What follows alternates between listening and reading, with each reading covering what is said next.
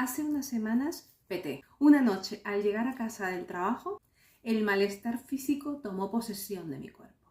Y esto me llevó a una profunda reflexión sobre cómo había estado yo, qué había pasado, los síntomas que iba experimentando, ¿no? En ese momento, con qué podrían estar relacionados, cómo había estado yo afrontando esas semanas, si había habido algún tipo de demanda o había estado pasando cosas extraordinarias. Y sobre todo, en algún momento me puse a pensar en cómo habían sido mis rutinas en esos días. Cómo había estado yo llevando mis hábitos. Y es ahí donde me di cuenta. Y de pronto vino a mí como recuerdo de noche siendo muy productiva, pero durmiendo poco. Al día siguiente haciendo sobreesfuerzos físicos, con muy poco descanso. Eso ya me empezó a dar pistas. Y es ahí donde terminé de darme cuenta. En sesiones suelo decir una frase con respecto al cuidado, que suele ser: hay que incluirnos dentro de la ecuación. Es una frase que suelo decirle a mis pacientes cuando hablo de autocuidado. Y claro, me di cuenta que yo, en muchos aspectos, me había sacado de la ecuación.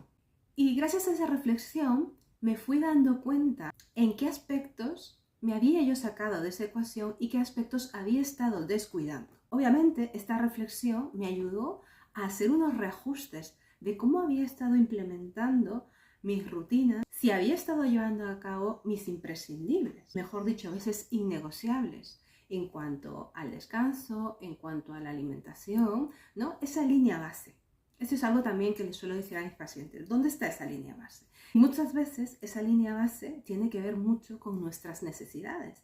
Y muchas veces estas necesidades son las más básicas, porque el autocuidado va a partir desde ahí. Y hago este énfasis porque muchas veces tengo la sensación de que cuando hablamos de autocuidado, lo conectamos con acciones extraordinarias, ¿no? Es como poco habituales, ¿no? Voy a hacer un esfuerzo, voy a hacer un espacio para poder hacer yoga, me lo invento. O para hacer este viaje o ir a la playa este fin de semana para descansar, que es totalmente válido hacer yoga y irme a la playa a descansar. Perfecto. Sin embargo, el autocuidado parte de acciones cotidianas. Y si partimos de lo básico, de las necesidades básicas, alimentación, sueño, creo que es importante asociar el autocuidado con acciones cotidianas. Buscar ese autocuidado en lo cotidiano, en ese parar un momento, en ese desayuno que vamos a tomar por las mañanas, en respetar una hora de ir a la cama, rutinas básicas, en hacer un mínimo de actividad física, en poder oxigenarte unos minutos en una jornada intensa, en hacer un corte y un par de respiraciones para bajar tu activación. Esta vivencia me hizo conectar mucho con ese autocuidado consciente desde